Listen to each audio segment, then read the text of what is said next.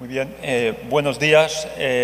Mi agradecimiento al doctor Gadano, al doctor Contrera, a la Junta Directiva, al comité organizador de este curso y a la Junta Directiva de la ALE, de esta prestigiosa asociación. Es un honor para mí estar en esta posición, en este momento, en este curso, en el 50 aniversario de la ALE. Y voy a hablar de uno de los problemas más frecuentes que acontecen en los pacientes con cirrosis hepática, como son las infecciones bacterianas. Y las infecciones bacterianas son especialmente frecuentes en esta población, como ya se ha anunciado anteriormente. Además, inciden fundamentalmente en aquellos pacientes con peor función hepática y tienen dos características. La primera es que recurren con frecuencia, algo que frecuentemente se olvida, e incrementan notablemente la mortalidad, duplicando la mortalidad, como se ven en el resultado de ese metaanálisis. Y lo hacen fundamentalmente por su capacidad para acelerar la progresión de la enfermedad, por su capacidad para facilitar la descompensación aguda, que además se acompaña de fallo multiorgánico, es decir, fallo hepático agudo sobre crónico. Y el observatorio, los resultados del ya mencionado Global Study realizado por la asociación, por el Club Internacional de las CITIS, es un observatorio que nos muestra una visión global de lo que ocurre con las infecciones bacterianas en la cirrosis en el mundo. Hay datos recogidos del 2015-2016 que nos muestran que las infecciones bacterianas espontáneas, fundamentalmente la peritonitis, pero también las bacteriemias, son las infecciones más frecuentes en este colectivo, seguido de la infección urinaria, la neumonía y las celulitis.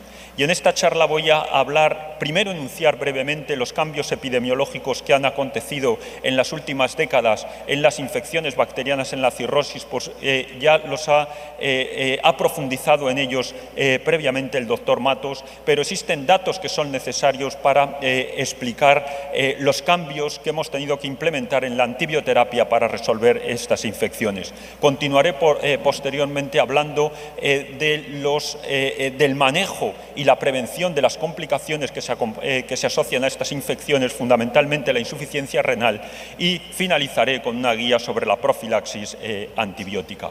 En las últimas décadas hemos asistido a un cambio espectacular en la epidemiología de las infecciones en la cirrosis. En la década de los 80 vivíamos muy cómodos por la alta incidencia de infecciones por bacilos gram negativos, todos ellos sensibles a cefalosporinas de tercera generación. Progresivamente fuimos incrementando la manipulación de los pacientes con cirrosis, fuimos más agresivos en su tratamiento, introdujimos la profilaxis con quinolonas, la mayor instrumentalización, y empezó a haber una mayor prevalencia de infecciones por cocos gram positivos, por bacterias gram negativas resistentes a quinolonas, que sin embargo no nos importaba demasiado porque eran sensibles a cefalosporinas. El cambio ha sido dramático en los últimos 10 años como secundario a todas estas maniobras, así como la extensión, los antibióticos, el uso de antibióticos en la comunidad, con lo cual ha incrementado notablemente el número de bacterias que son multiresistentes o resistentes a múltiples antibióticos, incluidos al tratamiento empírico previamente recomendado en las guías, como eran las cefalosporinas. Este mapa muestra la distribución de las resistencias a cefalosporinas que se ven en el mundo. Vemos que la variabilidad es enorme, con una prevalencia de más del 40% en Norteamérica, hasta una prevalencia del 15 o el 20% en países como España. Globalmente, el estudio global que nos dice que la prevalencia global de infecciones por bacterias multiresistentes es de aproximadamente un 35%, aunque, como ya se ha dicho anteriormente, la disparidad, la heterogeneidad en este dato es enorme en las distintas áreas geográficas. Otro aspecto importante es qué tipo de bacterias multiresistentes son las que se desarrollan. En todo el mundo, pero especialmente en Europa y entre ellos España, las enterobacterias, el E. coli, productor de beta-lactamasas de espectro extendido, es la bacteria multiresistente más frecuente, seguido de las pseudomonas productoras de carbapenemasas, el Staphylococcus aureus metilresistente y el enterococo resistente a vancomicina, todos ellos con una distribución similar. ¿Y cuáles son los factores de riesgo de estas infecciones? En el panel de la izquierda se muestran los resultados del importante estudio que se realizó en la serie del Hospital Clínico de Barcelona por el doctor Fernández, que muestra cómo las infecciones por bacterias multiresistentes, la infección nosocomial, la profilaxis con norfloxacina y el uso previo de antibióticos, fundamentalmente beta-lactámicos, son los principales factores de riesgo para estar infectado por una bacteria multiresistente. Estos datos han sido corroborados, excepto la profilaxis previa con quinolonas, en el estudio global, en el cual además se añade la importancia del área geográfica en el que se desarrolla la infección, siendo el país donde existe una mayor prevalencia de infecciones por gérmenes multiresistentes, la India, como anteriormente ya se ha dicho. ¿Y cuáles son las consecuencias de la infección por bacterias multiresistentes? Primero, su mayor morbimortalidad. Se asocian con más frecuencia a shock séptico, fracaso multiorgánico y también a muerte. Y fundamentalmente ello ocurre porque existe en muchos casos una ineficacia del tratamiento antibiótico empírico, el que era recomendado previamente por las guías. Y estos son también datos del Global Study, que muestra cómo, a diferencia de los gérmenes no multiresistentes, aquellos multiresistentes en barra azul claro y enmarcada en rojo tienen el tratamiento antibiótico empírico es menos eficaz y con más necesidad, con más frecuencia hay que escalar este tratamiento antibiótico para resolver la infección. Aunque hoy por hoy somos capaces de resolver la infección, eso sí, con una antibioterapia de amplio espectro en un porcentaje similar a las infecciones no causadas por gérmenes multiresistentes. Y ello es de crucial importancia porque el retraso en la aplicación de un tratamiento antibiótico eficaz, apropiado, es un factor independiente de mortalidad en pacientes cirróticos con peritonitis bacteriana espontánea y shock séptico, aumentando de una forma lineal la mortalidad con cada hora que nos retrasamos en aplicar este tratamiento antibiótico empírico. Bien, vamos al tratamiento, cómo vamos a manejar estas infecciones. Y en primer lugar, la antibioterapia. Y la antibioterapia va a incidir en uno de los dos factores que son modificables en cuanto al manejo de la infección. Otros, como el grado de insuficiencia hepática, poco podemos hacer en el momento en el que el paciente está infectado. Y estos dos factores, el primero es la resolución rápida de la infección y, como ya he dicho, la terapia de primera línea eficaz es el factor más importante, seguido o precedido con el diagnóstico y tratamiento y aplicación, como digo, del tratamiento precozmente. ¿Y cómo elegimos? ¿Qué guía tenemos actualmente para elegir la terapia de primera línea? Bien, hemos pasado de utilizar cefalosporinas o mayoritariamente cefalosporinas de tercera generación a utilizar antibioterapia de amplio espectro, carbapenemes asociados con otros antibióticos según el espectro, según la epidemiología local. ¿Y cuáles son los factores que nos deben guiar a utilizar esta antibioterapia de amplio espectro? En primer lugar, el entorno en el cual ha adquirido la infección. Si es una infección nosocomial o adquirido en el entorno del sistema sanitario. En segundo lugar, la gravedad de la infección, la presencia de sepsis y shock.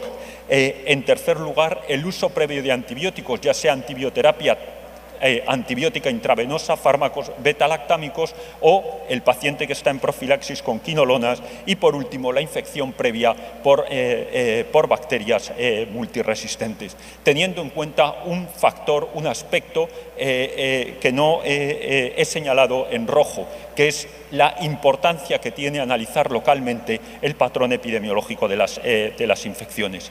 Con ello, y como muestro en la diapositiva, la antibioterapia de amplio espectro, en lo que está enmarcado bajo el epígrafe de nosocomial, es la que está indicada en las situaciones que he mencionado más arriba. De hecho, un estudio italiano, un estudio henicéntrico, ha mostrado una mayor resolución de la peritonitis bacteriana nosocomial, con una reducción también, aunque no significativa, de la mortalidad, utilizando antibioterapia de amplio espectro frente al tratamiento antibiótico empírico previamente recomendado. Medidas adicionales que incido en este punto, que son necesarias en el manejo de estas infecciones, son también maniobras para evitar que sigan aumentando las bacterias multiresistentes, como es limitar la antibioterapia a los pacientes infectados, ceñirnos a una duración apropiada del tratamiento antibiótico, y lo que es fundamental es desescalar el tratamiento antibiótico una vez que tengamos el resultado de los cultivos. En relación, seguimos unas pautas similares que se muestran en la diapositiva para elegir la antibioterapia de amplio espectro frente al tratamiento antibiótico empírico en las otras infecciones que no son relacionadas, que no son la peritonitis bacteriana espontánea, infección urinaria, neumonía y celulitis.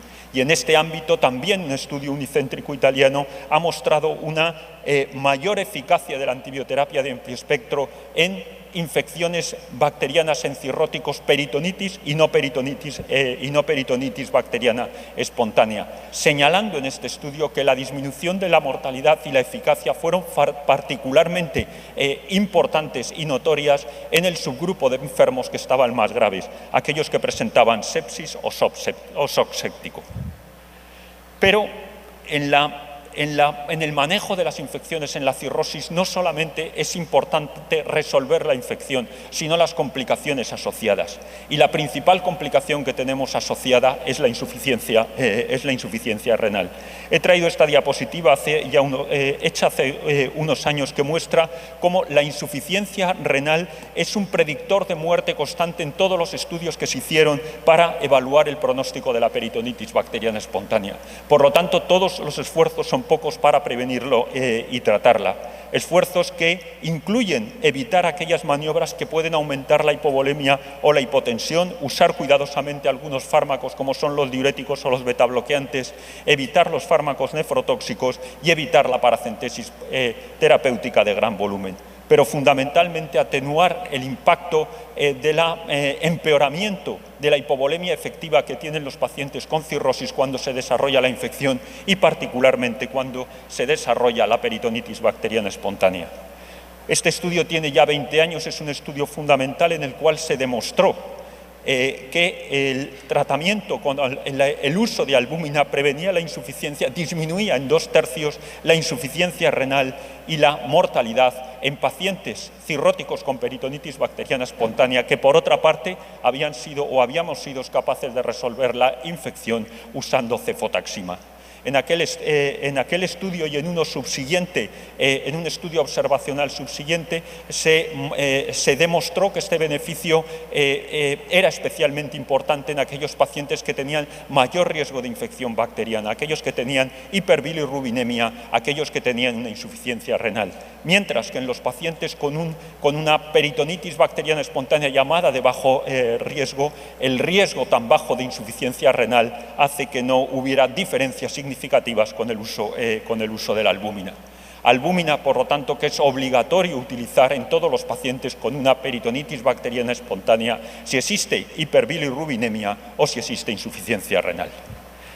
Pero ¿qué ocurre en otras infecciones distintas de la peritonitis bacteriana, en la que tenemos que recordar que probablemente la respuesta inflamatoria a los gérmenes no es tan intensa como ocurre de forma distintiva en la peritonitis bacteriana? Existen 3 estudios que han analizado si la albúmina disminuye la frecuencia de insuficiencia renal y mejora la supervivencia en los pacientes con infecciones distintas de la peritonitis. En el primer estudio se trataron todo tipo de infecciones, se incluyeron pacientes de muy distinta gravedad, los más leves y los más graves. No hubo diferencias significativas. Se dijo, bien, tenemos que incluir pacientes más graves, que son los que probablemente tengan mayor riesgo de insuficiencia renal y de muerte. Y ese fue el segundo estudio, el estudio francés, que incluyó solo pacientes con sepsis y Child-Pugh mayor de 8, en que vio una disminución no significativa de la insuficiencia renal y de la mortalidad.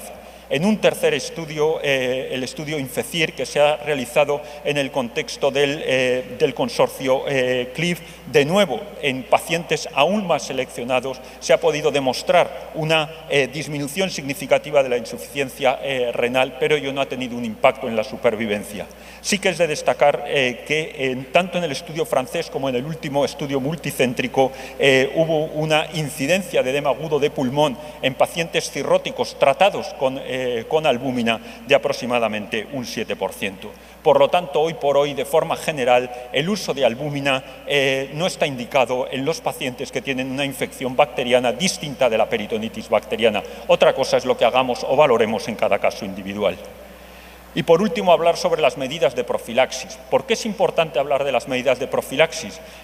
Primero, porque existen unos factores relativamente predecibles de los pacientes con cirrosis que van a tener una infección bacteriana y, por lo tanto, en determinados contextos la profilaxis es útil. Segundo, porque existen pacientes con cirrosis o se ha demostrado que la profilaxis no es útil en otras situaciones, por lo tanto un sobreuso de la profilaxis tenemos que conocer bien sus indicaciones, porque un sobreuso de la misma no va a hacer sino va a ser ineficaz y además nos va a aumentar la incidencia de bacterias resistentes. Aquí señalo las tres, en esta tabla analizo las tres indicaciones de uso de profilaxis antibiótica en los pacientes con cirrosis. El primero, observen, como les voy a decir a continuación, que la profilaxis ha demostrado su eficacia cuando a corto plazo o en el plazo de un año, la incidencia, son situaciones en que la incidencia de peritonitis a corto plazo es de un 50%, como ocurre en las pacientes con con hemorragia digestiva, o en el plazo de un año el riesgo de infección, el riesgo de peritonitis supera el 60%. La primera, totalmente aceptada por todos, es los pacientes con hemorragia digestiva, en el que el metaanálisis demuestra que el uso de profilaxis antibiótica tiene un impacto neto en la supervivencia. El antibiótico que está recomendado en las guías es el uso de norfloxacino oral. Posteriormente hubo una modificación en Baveno tras el análisis de un estudio que incluía pacientes de más alto riesgo, en el cual la cefotaxima frente a la norfloxacina era más eficaz para prevenir la infección bacteriana en la cirrosis. Las cefalosporinas de tercera generación, la ceftriaxona. Por lo tanto, hoy día, y según el último consenso de Baveno, la indicación de cefalosporinas de tercera generación está establecida para los pacientes con cirrosis avanzada, para aquellos que tienen o en aquel medio en el cual existe una prevalencia elevada de resistencia a quinalonas, o en pacientes que están ya en profilaxis con quinalonas. Ahora bien, dense cuenta cómo la administración de ceftriaxona a todos los pacientes por vía intravenosa, una inyección al día, es un abordaje mucho más pragmático que la administración oral cada 12 horas de norfloxacina para prevenir la infección bacteriana. Un estudio reciente señala un aspecto muy importante. Aun utilizando la profilaxis antibiótica, el 14% de los pacientes van a desarrollar una infección bacteriana. La mayoría de estas infecciones son infecciones respiratorias. El desarrollo de estas infecciones es de nuevo un factor independiente del MEL de muerte en estos pacientes. Y los factores de riesgo para desarrollar esta infección en pacientes que, repito, tienen hemorragia digestiva y se les ha administrado profilaxis antibiótica son el haber recibido quinolonas previamente o el tener intubación orotraqueal. Por lo tanto, la conclusión es que en nuestros pacientes con hemorragia digestiva que les hemos administrado profilaxis, ya sea esta con quinolonas o ya sea esta con cefalosporinas de tercera generación, aquellos que recibían previamente quinolonas o aquellos que hayan precisado intubación, debemos estar alerta en los días sucesivos por el posible deterioro, si tienen un posible deterioro ante la posible presencia de una infección respiratoria.